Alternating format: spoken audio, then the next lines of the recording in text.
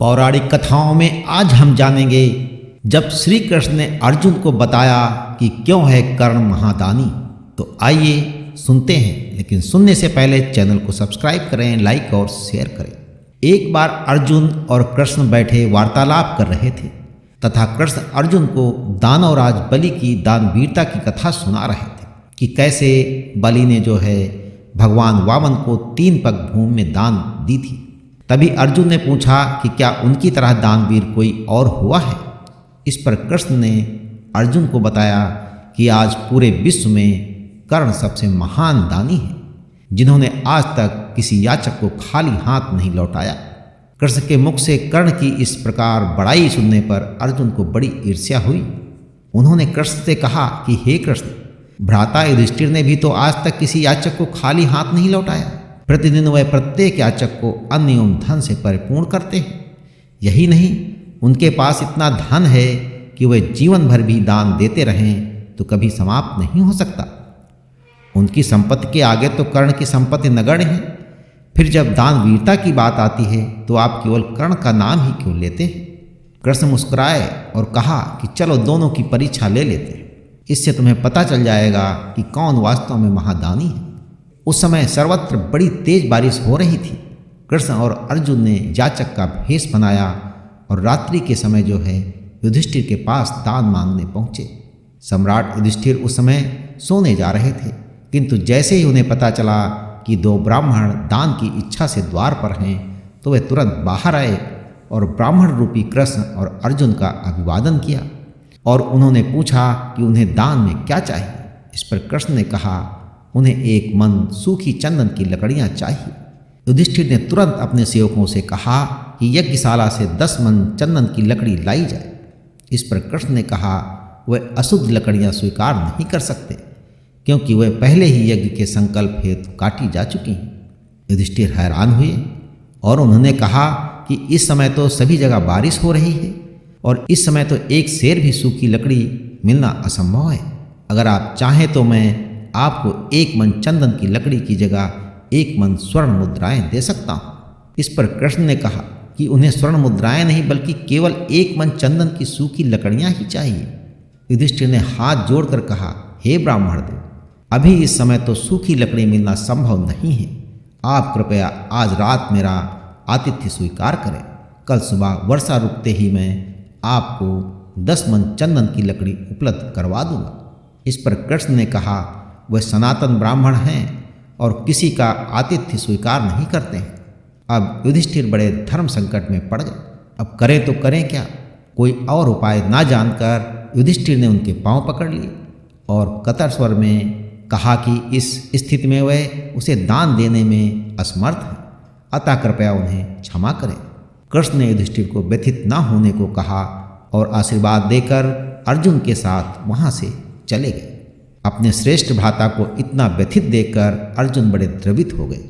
उन्होंने कृष्ण से कहा कि क्या युधिष्ठिर को इतना अपमानित करना आवश्यक था। कृष्ण ने कहा कि उन्होंने युधिष्ठिर को अपमानित नहीं किया, बल्कि केवल उनसे दान मांगा था। इस पर अर्जुन ने कहा कि हे माधव, जब सभी ओर वर्षा हो रही है तो कोई किस प्रकार सूखी लकड़ियों का दान दे सकता है।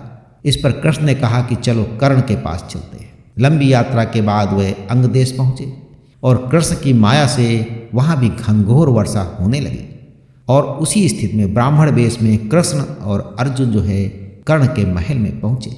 जैसे ही कर्ण को पता चला कि 2 ब्राह्मण दान की आशा से द्वार पर खड़े हैं, वह अविलंब उनसे मिलने बाहर आ गए और उन्होंने दोनों को प्रणाम कर कहा कि हे ब्राह्मण देव, ये मेरा सौभाग्य है कि इतने विषम मौसम में भी आपने मुझे दान देने के योग्य समझकर मेरा सम्मान बढ़ा दिया है।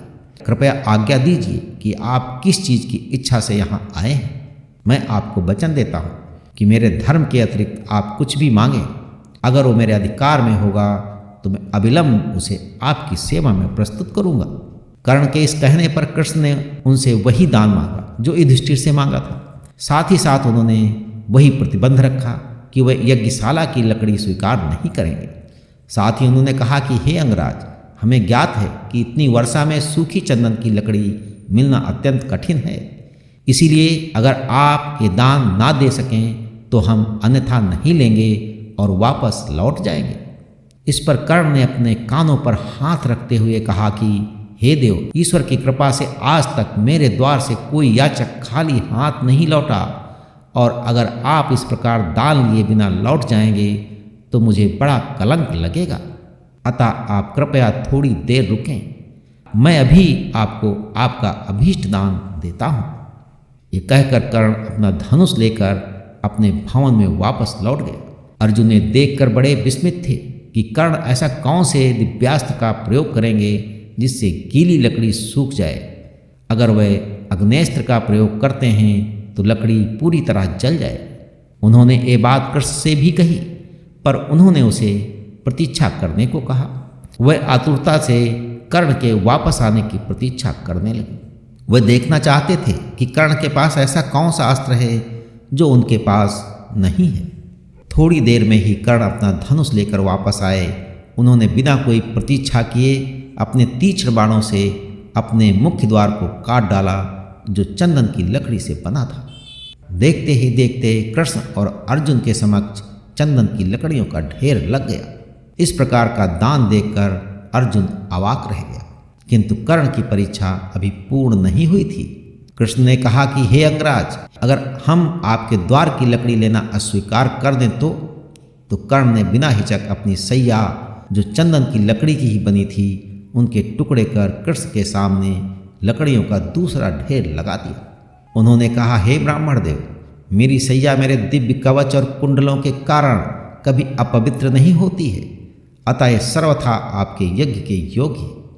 कृष्ण गदगद हो गए, किंतु फिर भी उन्होंने पूछा कि अगर हम इस लकड़ी को भी दान में लेने से मना कर दें तो कर्ण ने हाथ जोड़कर कहा कि उस स्थिति में वो देवताओं से अपने पूरे जीवन के पुण्य के बदले आपके लिए दान की याचना करेंगे। कृष्ण ने आगे कहा कि अगर देवता मना कर दें तो। इस पर कर्ण ने कहा, फिर मैं वासुदेव कृष्ण से यही याचना करता हूँ कि मुझे विश्वास है कि वे मेरी प्रार्थना कभी नहीं टालते। इस पर कृष्ण ने कहा कि हे अंगराज, मैं वासुदेव को जानता हूँ, उन्हें आपके पुण्य में कोई रुचि नहीं है। वह निश्चय ही आपसे आपके सारे दिव्यास्त्र और सामस्त्र मांग लेंगे ताकि आप अर्जुन का कोई अहित न कर सकें। इस पर कर्ण ने कहा कि हे देव, अर्जुन की मृत्यु उनके लिए दान से अधिक महत्वपूर्ण नहीं है, और अगर वासुदेव मेरा पूरा सामर्थ्य भी मांगते तो मैं सहर्ष उन्हें दे देता। मैं जानता हूँ कि बिना सामर्थ्य के अर्जुन से युद्ध करने पर मेरी मृत्यु निश्चित है, किंतु अगर मैं आज आपको दान नहीं दे सकता तो वैसे भी अपने प्राण त्याग देता हूँ। कृष्ण ने प्रसन्न होकर कर्ण को गले से लगा लिया। उन्होंने उस ढेर में से एक मन लकड़ी का दान लिया और अर्जुन के साथ वापस चल पड़े। अर्जुन बिल्कुल निःशब्द थे। उन्हें इस प्रकार चुप देखकर कृष्ण ने कहा, हे अर्जुन, इसी कारण मैं कर्ण को महादानी कहता हूँ। सम्राट युधिष्ठिर के द्वार एवं सैया भी चंदन की लकड़ियों से बने हैं, किंतु उन्हें इसका ध्यान नहीं आया।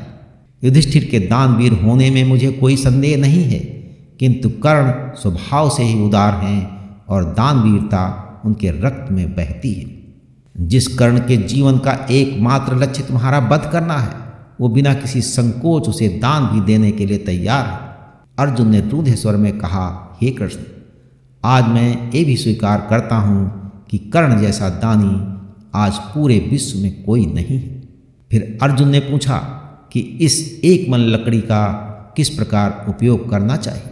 इस पर कृष्ण ने कहा, हे अर्जुन, इतने महान दान का उपयोग किसी महान यज्ञ में ही होना चाहिए, अतः हमें इस दान की लकड़ियों से ही सम्राट युधिष्ठिर के राजसूय यज्ञ का आरंभ करना चाहिए। कहा जाता है कि कर्ण के द्वारा दान की गई उन्हीं लकड़ियों से युधिष्ठिर के राजसूय यज्ञ का पहला हवन डाला गया। तो पौराणिक कथाओं में आज बस इतना। अगली बार हम सुनेंगे एक नई कथा। तब तक के लिए ईश्वर की सभी शुभकामनाएं आपके साथ बनी रहे।